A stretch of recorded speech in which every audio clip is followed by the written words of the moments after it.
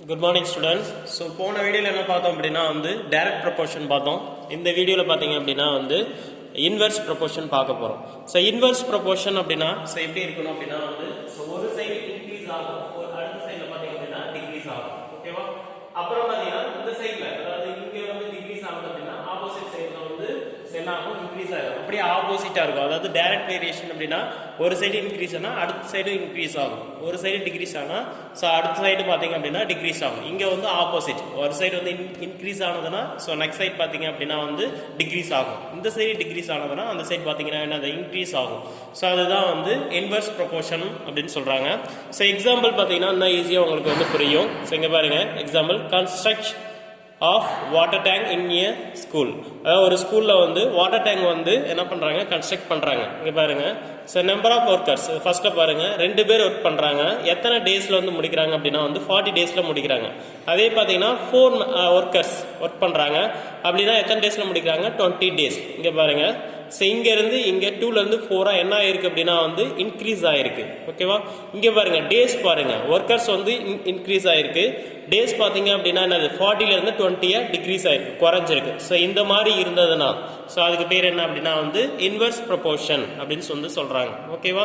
So அடுத்து பாருங்க inverse proportion formula என்ன அப்படின்னா வந்து x1 into y1 is equal to x2 into y2. ஓகேவா? இது பாருங்க ஈஸியா கண்டுபிடிக்கிறது. ஒர்க் ரிலேட்டடா டேஸ் டைம் இது மூணு ரிலேட்டடா வந்தாவே கண்டிப்பா அது என்ன ப்ரொபோர்ஷனா இருக்கும் அப்படின்னா வந்து இன்வெர்ஸ் ப்ரொபோர்ஷனா இருக்கும். ஓகேவா? சோ இப்ப சம் பார்க்கலாம். சோ எக்சர்சைஸ் 4.2 அதுல பாருங்க தேர்ட் சம் பாருங்க. A farmer has enough food for 144 ducks for 28 days.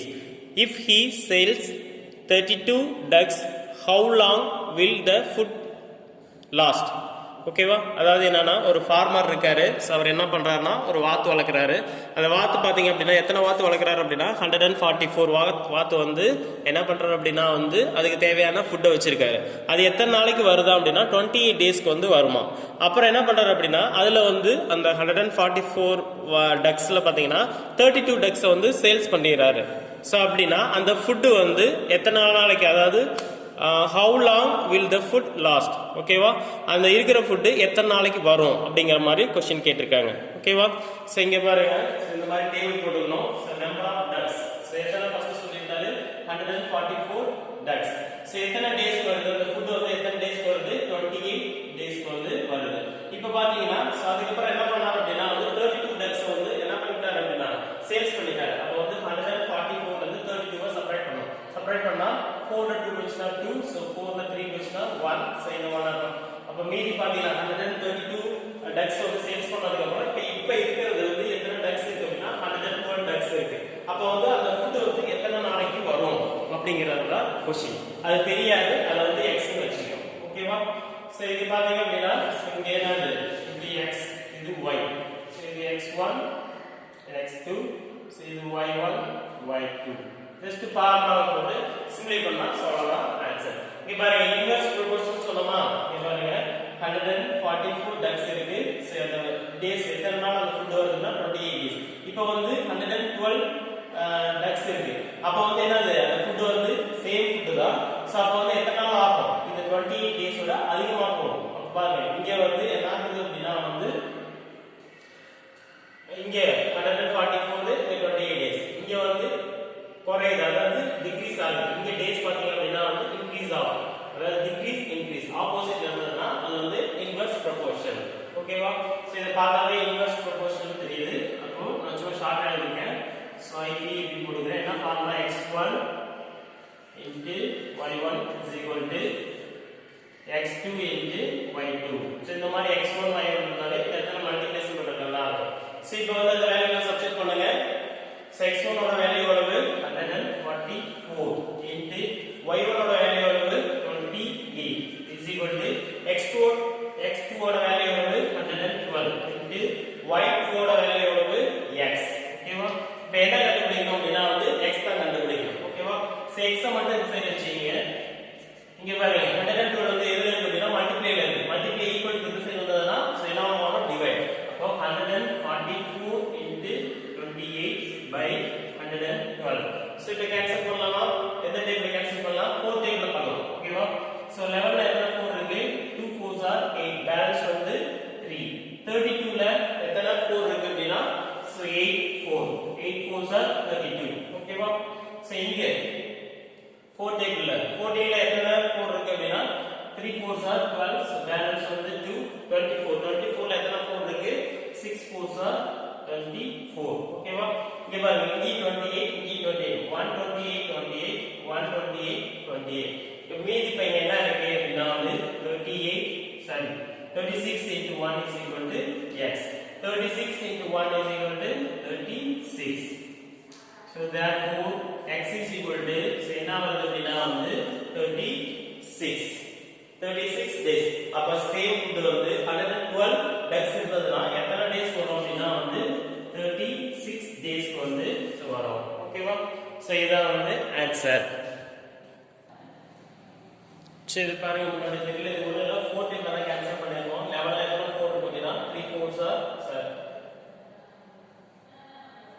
4 டேபிள்ல போட்டுருக்கோம். இங்க பாருங்க 4 டேபிள் டிவைட் பண்ணிருக்கோம். 2 4s are 8 பேலன்ஸ் வந்து 3 தான் இங்க போட்டுருக்கேன். சோ அப்ப 32ல சோ எத்தனை 4 இருக்கு அப்படினா 8 4s are 32. ஓகேவா? 2 4s are 8 பேலன்ஸ் வந்து 3. சோ அடுத்து வந்து 32ல எத்தனை 4 இருக்குனா 8 4s are 32. சார் தான் போட்டுருக்கேன். சோ போடுறத கொஞ்சம் கீழ தெரியலன்னு நினைக்கிறேன். சோ இப்ப கிளியரா தெரியும். மேல இது வந்து 4 டேபிள் தான். ஓகேவா? 3 4s are 12 பேலன்ஸ் வந்து 2 24ல எத்தனை 4 இருக்கு 6 4s are சோ எவ்வளவு அப்படினா வந்து 24. இந்த 28 128 28 சோ மேல 28 128 28. ஓகேவா? மீதிலாம் கிளியரா தெரியும்னு நினைக்கிறேன் உங்களுக்கு. சோ அடுத்து பாருங்க 7th sum. It takes 120 minutes to weed a garden with 6 gardeners. அதாவது என்ன பண்றாங்க அப்படினா வந்து 6 gardeners இருக்காங்க. சோ அவங்க என்ன பண்றாங்க அப்படினா 120 minutesல வந்து அந்த கார்டன்ல இருக்க புல்லுலாம் வந்து புடுங்குறாங்க. So if the same work is to be done in 30 minutes, அதே வர்க்க 30 நிமிஷத்துல முடிக்கணும் அப்படினா வந்து how many more gardeners are needed? So இங்க ஆல்ரெடி 6 இருக்காங்க. So 30 இது 6 பேர் பண்ணாங்க அப்படினா 120 மினிட்ஸ்ல வந்து முடிக்கறாங்க. 30 நிமிஷத்துல வந்து 30 மினிட்ஸ்ல வந்து முடிக்கணும் அப்படினா வந்து இன்னும் வந்து இந்த 6 பேத்தோட எத்தனை கார்டனர்ஸ் இருந்தா அந்த 30 மினிட்ஸ்ல வந்து முடிக்கலாம். சோ அப்படிங்கறது தான் சோ क्वेश्चन. ஓகேவா? இப்போ வாங்க சம் போலாம். அதாவது மறுபடியும் பாருங்க it takes 120 minutes to weed a garden with 6 gardeners. If the same work is to be done in 30 minutes, how many more gardeners are needed? So okay va? So ipo paarenga. So solution mudachi. Time வந்து minutesல. So எத்தனை minutes ஆகுது 120 minutes. So number of garden வந்து 6. Okay 6 பேர் இருந்தாங்கன்னா 120 minutesல முடிக்கறாங்க. இப்போ என்ன பண்ணனும் 30 minutesல முடிக்கணும். ஓகேவா? 30 minutesல முடிக்கணும் அப்படினா இதோட இந்த கார்டனோட எத்தனை கார்டன் வந்து இன்னும் வந்து தேவைப்படுறாங்க அப்படிங்கிறது. சோ இது எல்லாமே என்னது இன்வெர்ஸ் ப்ரொபோர்ஷன் தான். சோ இன்வெர்ஸ் ப்ரொபோர்ஷனுக்கு வந்து ஃபார்முலா வந்து x1 y1 x2 y2. ஓகேவா? சோ x1 ஓட வேல்யூ எவ்வளவு 120 y1 ஓட வேல்யூ எவ்வளவு 6 x2 ஓட வேல்யூ எவ்வளவு 30 y2 ஓட வேல்யூ எவ்வளவு 6x. இதுல இருந்து என்ன கண்டுபிடிக்கணும்னா x தான் கண்டுபிடிக்கணும். x மட்டும் இந்த சைடு வச்சீங்க 30 மல்டிப்ளை ல ஈக்குவல் டு இந்த சைடு வருதுனா சோ டிவைட். அப்போ 120 6 by 30 is equal to x. ஓகேவா? இத கேன்சல் பண்ணலாமா? இந்த 0 கேன்சல் பண்ணலாம். சோ 133. சோ இங்க பாத்தீங்கன்னா 6ல எத்தனை 3 இருக்கு? 2 3s are 6. சோ இப்ப மீதி என்ன இருக்கு பாருங்க. So 12 into 2 is equal to x. 12 into 24 is equal to x. So therefore x is equal to 24. So இங்க பாத்தீங்கன்னா ஆல்ரெடி எத்தனை பேர் வந்து வர்க் பண்ணிட்டு இருக்காங்க அப்படினா 6 பேர் வந்து வர்க் பண்ணிட்டு இருக்காங்க. சோ இப்போ இந்த மாதிரி போட்டோம் அப்படினா எவ்வளவு வந்து 24. அப்போ 24 இதோட என்ன எத்தனை பேர் தேவை அப்படினா இந்த 24 வந்து 6 வந்து சப்ட்ராக்ட் பண்ணிடணும். சோ சப்ட்ராக்ட் பண்ணோம்னா எத்தனை பேர் வராங்க அப்படினா வந்து 18. அப்போ வந்து 106 கார்னர் வந்து 120 மினிட்ஸ்ல வந்து அந்த வர்க்க முடிக்கறாங்க அப்படினா வந்து 30 மினிட்ஸ்ல அந்த வர்க்க முடிக்கணும்னா சோ இதோட எத்தனை பேர் வேணும்னா 18 கார்னர்ஸ் வந்து தேவை. ஓகேவா? சோ இதான் வந்து ஆன்சர். சோ அப்ப 7th சம்க்கு ஆன்சர் பாத்தீங்க அப்படினா 18. ஓகேவா? சோ அடுத்து பாருங்க 1 filling the blanks. ஸோ இதில் பாருங்கள் எல்லாமே சம் மாதிரி தான் போடுற மாதிரி இருக்கும். ஸோ கொஞ்சம் ஷார்ட்டாக போடலாம். ஓகேவா? ஃபஸ்ட்டு சம் பாருங்கள். 16 taps can fill a petrol tank in 18 minutes. அதாவது 16 டேப் இருக்குது. ஸோ எத்தனை மினிட்ஸில் பார்த்தீங்கன்னா ஒரு பெட்ரோல் டேங்கை வந்து ஃபில் பண்ணுது அப்படின்னா 18 மினிட்ஸில். The time taken for 9 taps to fill the same tank will be dash minutes. இப்போ 9 டேப் தான் இருக்குது, 9 டேப்ஸ் தான் இருக்குது. ஸோ அப்போ எத்தனை மினிட்ஸில் வந்து அந்த பெட்ரோல் டேங்கை வந்து ஃபில் பண்ணும் அப்படிங்கிறது தான். ஓகேவா? ஷார்ட்டாக எழுதியிருக்கேன். டேப்னு போட்டிருக்கேன். எத்தனை வந்து 16 டேப்ஸ் வந்து எத்தனை மினிட்ஸில் 18 மினிட்ஸில் வந்து ஃபில் பண்ணுது. இப்போ 9 டேப்ஸ் தான் இருக்குது. அப்போ எத்தனை மினிட்ஸில் வந்து ஃபில் பண்ணும் தெரியாது. அதான் எக்ஸ்னு வச்சுருக்கேன். ஸோ இங்கே பாருங்க x1 y1 x2 y2. So அப்படியே மார்க் வச்சுங்க. 1 மார்க் தான், அதனால வந்து ஷார்ட்டாக எழுதிக்கலாம். ஸோ வந்து என்ன ஃபார்முலா? ஸோ இன்வெர்ஸ் ப்ரொபோர்ஷன் அப்படின்னா ஸோ என்ன formula? x1 into y1 is equal to x2 into y2. ஓகேவா? x1 ஓட வேல்யூ வந்து 16 into y1 ஓட வேல்யூ வந்து 18 is equal to x2 ஓட வேல்யூ 9 into y2 ஓட வேல்யூ x. ஸோ இது வந்து x கண்டுபிடிக்கிறோம். ஸோ அப்போ என்னது 16 into 18 இந்த மல்டிப்ளை இருக்குது ஈக்குவல் டு இந்த சைடு வந்தா டிவைட். ஸோ அப்போ வந்து so divide index 199 2 9s so எவ்வளவு 18 16 மீதி என்ன பாருங்க 16 into 2 16 2s ஸோ எவ்வளவு வருது அப்படின்னா 16 into 2 is equal to so எவ்வளவு 32. ஸோ இதான் வந்து ஸோ இதான் ஃபர்ஸ்ட் ஃபிலிப்ஸ்க்கான ஆன்சர் 32 ஆன்சர். ஸோ அதே மாதிரி தான் செகண்ட் சம் பாருங்க. செகண்ட் சம் எல்லாமே சம் மாதிரி தான் போடுற மாதிரி இருக்கும். If 40 workers can do a project work in 8 days, then dash workers can do it in 4 days. அதாவது 40 workers வந்து ஒரு ப்ராஜெக்ட் வந்து 8 நாளில் முடிக்கிறாங்க அப்படின்னா வந்து ஸோ எத்தனை ஒர்க்கர்ஸ் இருந்தால் 4 டேஸில் வந்து முடிப்பாங்க. ஸோ அப்படிங்கிறது தான். இங்கே பாருங்கள் ஒர்க்கர்ஸ் வந்து 40 ஒர்க்கர்ஸ் எத்தனை டேஸில் முடிக்கிறாங்க 8 டேஸில். ஸோ இப்போ வந்து எத்தனை ஒர்க்கர்ஸ் தெரியாது, அதை எக்ஸல் வச்சுருக்கோம் 4 டேஸில் முடிப்பாங்க. ஸோ பார்த்தீங்கன்னா இது வந்து ஸோ என்னது ப்ரொபோர்ஷன் தான். ஸோ அப்போ வந்து x1 into என்னது y1 is equal to x2 into y2. ஓகேவா? அப்படியே இங்க ஃபர்ஸ்ட்க்கு மட்டும் ஃபார்முலா எழுதிருக்கேன். இந்த 1 மார்க்னால அப்படியே டைரக்டா எழுதிருக்கேன். ஓகேவா? இதுல x ஓட வேல்யூ கண்டுபிடிக்கலாமா? சோ 40 into x இந்த மல்டிப்ளை பண்ணி 4 ஈக்குவல் டு செய்யறதுனா டிவைட். ஓகேவா? So equal to x 144. So இங்க பாருங்க 10 4s are என்னது 40. மீதி என்னது 10 into 8 10 into 8 வந்து எவ்வளவு வருது 10 8s are எவ்வளவு 80. ஓகேவா? அப்ப செகண்ட் ஒன் வந்து ஆன்சர் என்ன பாத்தீங்க அப்படினா பிலிப்ஸ்க்கு வந்து 80. ஓகேவா? ஸோ அடுத்து பாருங்க அப்ஜெக்டிவ் டைப் கொஸ்டின்ஸ். இதுவும் சம் மாதிரி தான் போடுற மாதிரி இருக்கும். ஸோ இதில் 10th ஒன்று பாருங்க. 12 cows can graze a field for 10 days. ஓகேவா? 20 cows can graze the same field for dash days. அதாவது 12 cow வந்து ஸோ ஒரு ஃபீல்டை வந்து மேயுது. எத்தனை நாளில் அது மேய்ஞ்சு முடிக்குது அப்படின்னா 10 டேஸில். அதே 20 cows வந்து மேய்ஞ்சதுன்னா அந்த சேம் ஃபீல்டை வந்து எத்தனை டேஸில் முடிக்கும். ஸோ அப்படிங்கிறது தான் கொஸ்டின். ஓகேவா? அதே மாதிரி தான். ஸோ கவுஸ் வந்து என்ன 12 கவுஸ் எத்தனை நாள் அந்த ஃபீல்டு வந்து முடிக்குது அப்படின்னா வந்து 10 டேஸில். ஸோ அதே 20 கவுஸ் அப்படின்னா எத்தனை டேஸில் முடிக்கும் அப்படிங்கிறத எக்ஸ்னு வச்சிருக்கோம். இப்போ பார்த்தீங்கன்னா x1 இது y1 x2 y2. அப்போ ஃபார்முலா என்னது x1 into y1 is equal to x2 into y2. y2 வந்து என்னது x. இதில் x கண்டுபிடிங்க 12 into 10 so by multiply with equal to என்னதுன்னா ஸோ டிவைட். ஸோ அப்போ x இது பாருங்க இந்த 0 இந்த 0. So 1 to 2 12 எத்தனை 2 இருக்கு 6 2s are 12. அப்ப 6 into 1 is equal to so now what is 6 into 1 is equal to 6. So x ஓட வேல்யூ 6. ஓகேவா? 6 பாத்தீங்க அப்படினா வந்து எந்த ஆப்ஷன்ல இருக்கு? So third option. ஓகேவா? So அடுத்து பாருங்க 4 typists are employed to complete a work in 12 days. If 2 more typists are added, they will finish the same work in dash days. ஓகேவா? இங்க பாருங்க டைபிஸ்ட் எத்தனை டைபிஸ்ட் இருக்காங்க 4 டைபிஸ்ட். சரினா ஒரு ஒர்க்க வந்து எத்தனை நாள் முடிக்கறாங்க அப்படினா 12 டேஸ்ல. அதோட 2 more types added. 2 more னா 4 ஓட 2 ஆயிடுச்சுனா 6. பட் 6 டைபிஸ்ட் இருக்காங்க. அப்ப எத்தனை நாள்ல முடிப்பாங்க அப்படிங்கறத क्वेश्चन. இப்போ வந்து x1 4 into இது வந்து x2 12 is equal to சரி x1 into y1 12 வந்து y1. அடுத்து இங்க பாத்தீங்கன்னா x2 6 into y2 என்னது x. இதுல இருந்து x கண்டுபிடிச்சனா 4 into 12 by 6. அதாவது multiply with equal to side என்னன்னா சோ என்ன ஆகும் அப்படினா டிவைட். ஓகேவா? So 166 2 6 are 12. அப்போ 4 into 2 is equal to என்ன வரும் 8. So அப்ப x ஓட வேல்யூ 8. அப்போ வந்து 6 டைபிஸ்ட் சேர்ந்தாங்க அப்படின்னா எத்தனை டேஸ்ல முடிப்பாங்க அப்படின்னா வந்து 8 டேஸ்ல வந்து முடிப்பாங்க. ஸோ அப்போ வந்து ஆன்சர் பார்த்தீங்கன்னா 11க்கு பார்த்தீங்கன்னா 2. ஓகேவா? ஸோ இந்த இடத்துல கீழே கொஞ்சம் தெரியல 4 into 2 is equal to 8 இங்கே ரைட் பண்ணியிருக்கேன். ஓகேவா? ஸோ 11க்கு ஆன்சர் பார்த்தீங்கன்னா 8. ஸோ அடுத்து பாருங்க எக்ஸசைஸ் 4.3. ஸோ அதில் பார்த்தீங்க அப்படின்னா first sum, if the cost of 7 kg of onions is ₹84, find the following.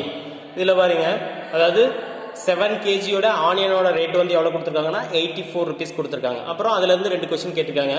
Wait of the onions bought for ₹180. இது ஒரு கொஸ்டின். அதாவது 7 kgயோட ஆனியன் வந்து ருபீஸ் வந்து எவ்வளோனா 84 அப்படின்னா ₹180 வந்து எத்தனை கேஜி ஆஃப் ஆனியன் வந்து ஸோ வாங்க முடியும் அப்படிங்கிறதான் question. Second question, the cost of 3 kg of onions. ஓகேவா?